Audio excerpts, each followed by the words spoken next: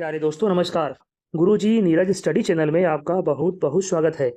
दोस्तों आज का हमारा टॉपिक है प्रश्न के आधार पर व्यंजन का वर्गीकरण। इसमें हम व्यंजन के पार्ट 3 के बारे में जानेंगे, जो कि सभी कॉम्पिटिटिव एग्जाम के लिए वेरी वेरी इंपॉर्टेंट है। दोस्तों वीडियो पूरा देखिएगा, स्किप नहीं करिएगा, जिससे आपको पूरा लाभ मिल सके। तो चलिए दोस्तों, वीडियो अच्छा लगे तो लाइक करिएगा, सब्सक्राइब करिएगा तथा एक प्यारा सा कमेंट करके अवश्य बताइएगा कि वीडियो कैसा लगे। तो चलिए दोस्तों, आज का सेशन हम शुरू करते हैं। तो हम व्यंजन के बारे में जानेंगे। प्रश्न के आधार पर व्यंजन का वर्गीकरण। प्रश्न के आधार पर व्यंजन का वर्गीकरण।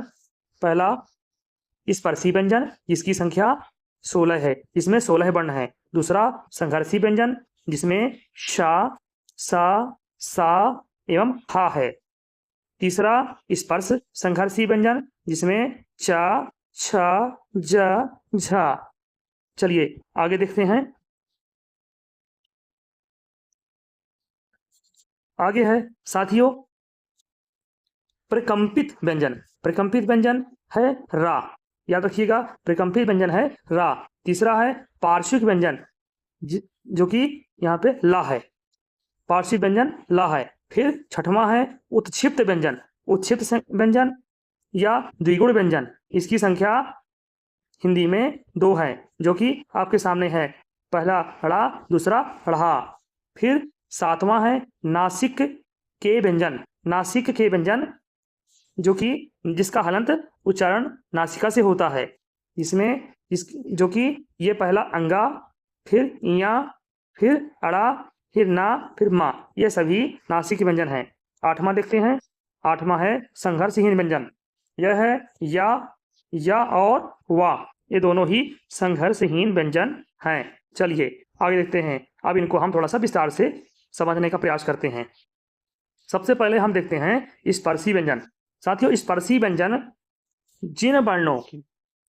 जिन वर्णों के उच्चारण के समय वायु किसी स्थान विशेष को स्पर्श करके बाहर निकलती है, उन्हें स्पर्शी व्यंजन कहते हैं। जिन वर्णों के उच्चारण के समय वायु किसी स्थान विशेष को स्पर्श करके बाहर निकलती है, उन्हें स्पर्शी व्यंजन, अर्थात जो स्पर्श करके निकले हैं, तो उसे हम संघर्षी व्यंजन कहते हैं। इसका उदाहरण हम आगे देखते हैं। इसके उदाहरण हैं आपके सामने स्पर्शी व्यंजन के, ये आपके सामने हैं। स्पर्शी व्यंजन के उदाहरण हैं का, खा, गा, घा, टा, ठा, डा, ढा, ता, था, दा, धा, प, फा, ब, भा। याद रखिएगा साथियों, स्पर्शी व्यंजन की कुल संख्या 16 है। याद रखिएगा, परीक्षा विशेष है, परीक्षाओं के लिए बहुत ही उपयोगी है। याद रखिएगा साथियों, स्पर्शी व्यंजन की कुल संख्या 16 है। और एवं स्पर्श व्यंजन की कुल संख्या, स्पर्श के भी याद रखिएगा, थोड़ा सा अंतर है साथियों। स्पर्श व्यंजन की कुल संख्या 25 है और स्पर्शी व्यंजन की संख्या 16 है। चलिए आगे देखते हैं। अब दूसरा है संघर्षी व्यंजन। संघर्षी व्यंजन को हम ध्यानपूर्वक समझेंगे। संघर्षी व्यंजन इसकी सबसे पहले परिभाषा देखते हैं। जिन वर्णों के उच्चारण में हवा घर्षण उत्पन्न करती है, उन्हें संघर्षी व्यंजन या ऊष्म व्यंजन या शल वर्ण कहते हैं। इनको 3 नामों से जाना जाता है साथियों। संघर्षी व्यंजन को, संघर्षी व्यंजन तो है ही है, साथ में इसको ऊष्म व्यंजन भी कहते हैं और शल वर्ण भी कहते हैं। इनकी संख्या, इनके वर्ण यहाँ पे दिए गए हैं, देखिए। शा, संघर्षी व्यंजन शा। शा जब आप बोलते होंगे शा, तो एकदम शा संघर्ष करके सेठी भाषा बोलते होंगे, तो सेठी टाइप से, मतलब एक संघर्ष करके वायु बाहर निकलती है, ऐसा लगता है, थोड़ा सा रगड़ होता है, जिसमें रगड़ लगता है। फिर आप शा को देखिए, वैसे ही रगड़ इसमें लगता है और फिर इसका उच्चारण होता है। फिर सा को देखिए, सा, इसके लिए भी वायु, हवा जो है घर्षण करके निकलती है, घर्षण दिया हुआ है, घर्षण शब्द। तो इस सभी के जितने भी वर्ण हैं, इस सब में घर्षण के साथ वायु बाहर निकलती है, इसलिए इसे हम संघर्षी व्यंजन कहते हैं। चलिए आगे देखते हैं। आगे है स्पर्श संघर्षी व्यंजन। स्पर्श संघर्षी व्यंजन, इसका हम देखते हैं आगे। सबसे पहले परिभाषा। स्पर्श संघर्षी व्यंजन।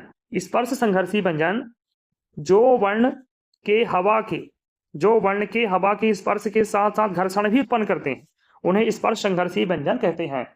अर्थात क्या करते हैं, जो वर्ण हवा का तो स्पर्श होता ही है, साथ में घर्षण भी होता है, घर्षण भी उत्पन्न करते हैं, उन्हें स्पर्श संघर्षी व्यंजन कहते हैं। वेरी इंपॉर्टेंट है साथियों, बिल्कुल अच्छी तरीके से याद रखिएगा। इसके उदाहरण हैं च, छ, ज, झ। ये सभी जो व्यंजन हैं कैसे हैं? स्पर्श संघर्षी व्यंजन हैं सभी। चलिए आगे देखते हैं। चौथा नंबर है प्रकंपित व्यंजन, या इसको हम एक और नाम से भी जानते हैं दोस्तों, लुंठित व्यंजन। दोनों एक ही हैं। प्रकंपित व्यंजन या लुंठित व्यंजन, इसकी परिभाषा देखते हैं दोस्तों। जिस व्यंजन के उच्चारण के समय हवा लुढ़क कर बाहर निकलती है तथा जीभ में विशेष कंपन होता है, उसे प्रकंपित व्यंजन या लुंठित व्यंजन कहते हैं। इसको बहुत अच्छी तरीके से समझेंगे। लुढ़क करके, लुढ़कना कैसे होता है अभी हम समझाते हैं आपको। लुढ़क करके बाहर निकलती है, लुढ़क के जैसे उदाहरण सुनाते हैं आपको। जैसे उदाहरण है रा, ये आपके सामने है, क्या है ये रा कैसा है? प्रकंपित है। जब हम रा का उच्चारण करते हैं तो इस प्रकार से बोलते हैं, आप बोल के देखिएगा रा रा रा, तो ऐसे ये देखिए, ये इस प्रकार से यूं शेप में उच्चारण होता है। तो ये प्रकंपित लुंठित है, क्योंकि लुढ़क करके रा रा रा ऐसे होता है ना, रा, तो इस प्रकार से इसका उच्चारण हम करते हैं। चलिए दोस्तों, उम्मीद है कि समझ में आया होगा आपको। चलिए आगे देखते हैं। अब अगला है 5वां नंबर का है पार्श्विक व्यंजन।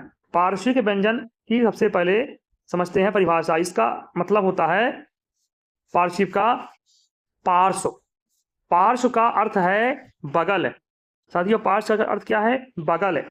बगल से जिस वर्ण के उच्चारण के समय हवा जीभ के बगल से निकल जाती है उसे पार्श्विक व्यंजन कहते हैं। बगल से, या अंग्रेजी में बोलते हैं साइड से जिस वर्ण के उच्चारण के समय हवा जीभ के बगल से या साइड से निकल जाती है उसे पार्श्विक व्यंजन कहते हैं। और पार्श्विक व्यंजन है इसमें आपका, जैसे कि यहाँ पे उदाहरण दिया ला जो है पार्श्विक व्यंजन की श्रेणी में आता है। इसे ला को एक और भी नाम दिया गया है, एक और नाम से बुलाते हैं मधुरतम वर्ण। मधुरतम वर्ण भी अगर परीक्षा में आए तो याद रखिएगा कि मधुरतम वर्ण अगर है तो हिंदी वर्णमाला में ला है। इस ला को याद रखिएगा, ला मधुरतम वर्ण है। चलिए आगे देखते हैं। नंबर 6 में है उत्क्षिप्त व्यंजन। उत्क्षिप्त व्यंजन याद रखिए, उत्क्षिप्त व्यंजन का अर्थ समझिए। उत्क्षिप्त का अर्थ होता है फेंका गया।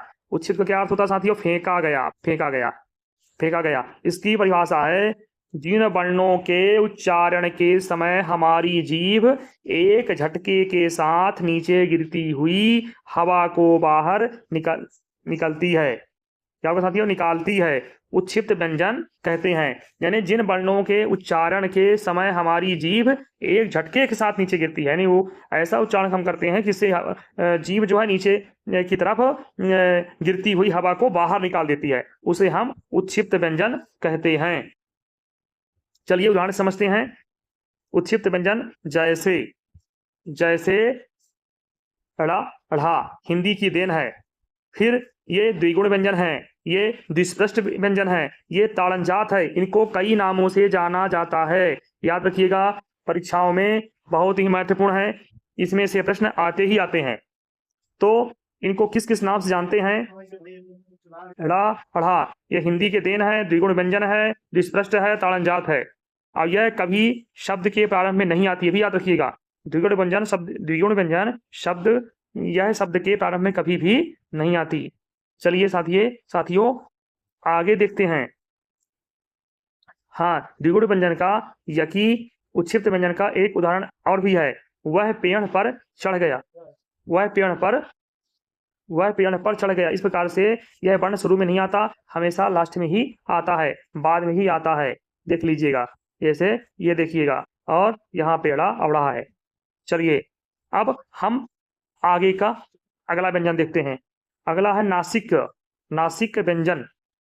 साथियों, नासिक व्यंजन क्या है? नासिक व्यंजन जिन व्यंजन वर्णों का उच्चारण नाक की सहायता से किया जाता है उन्हें नासिक व्यंजन कहते हैं। किसकी सहायता साथियों? नाक की सहायता से, अर्थात नासिका का उसमें जब बोलते हैं हम तो नाक का भी प्रभाव रहता है उस उच्चारण में, उसको हम नासिक व्यंजन कहते हैं। चलिए इसका उदाहरण से हम इसको समझते हैं।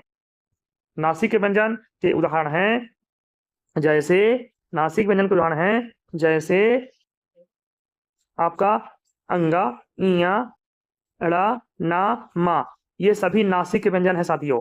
जब भी आप बोलेंगे इसको अंगा को अंगा है नाक से, इया माने नाक के, अगर नाक का इसमें सहयोग न लिया जाए तो इनका उच्चारण करना बहुत ही कठिन होगा, इसलिए इनको नासिक कहते हैं। इनका उच्चारण जो है आसानी से हम नासिका के माध्यम से कर सकते हैं।